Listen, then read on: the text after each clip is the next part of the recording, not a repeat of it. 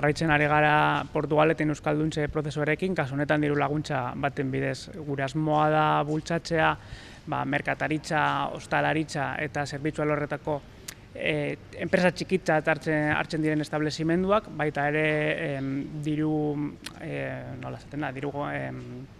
irabazi asmorik gabeko elkarteak bebai, beraien paisaia, hizkuntza paisaia eta ingurune digitala euskalduntzera.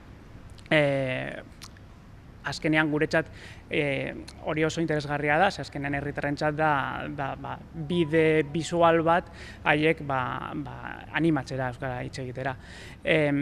Helburu honekin hasi ginen duela 10-11 urte diru laguntza honekin, apurka-apurka aldaketak sartu ditugu deialdi ezberdinetan, eta orain arte 33 eskaerak gutxi gorabehera onartu dira. Aurten bi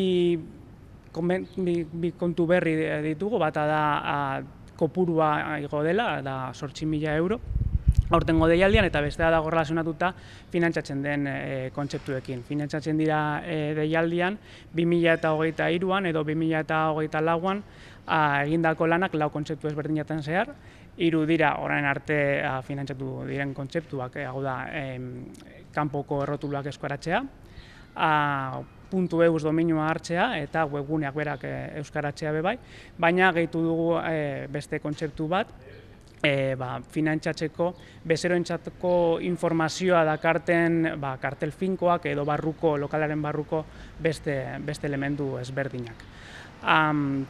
Finantzatuko da gastuaren 175, 600 euro gainditu gabe, kontzeptu berri honetan, beste kontzeptutan mantentzen da azken urteetan finantzatu diren kopuruak, eta eskaerak aurkezteko epea da urriaren 4 arte.